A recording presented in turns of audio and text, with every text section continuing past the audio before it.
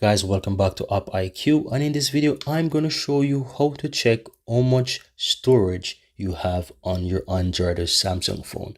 Sometimes this can be very important if you want to know how much space you have on a phone, and this is very helpful so that you can know how much storage you're working with on an Android or Samsung phone. So do a swipe up and go to settings. Then from here you want to click on device care.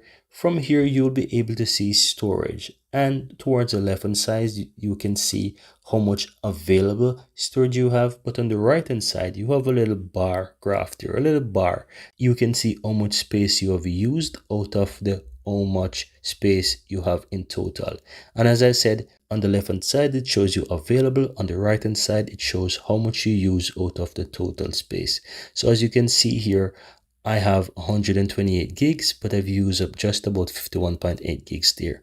And that's it, guys. That's how you can easily go ahead and check how much storage you have on your Android or Samsung phone.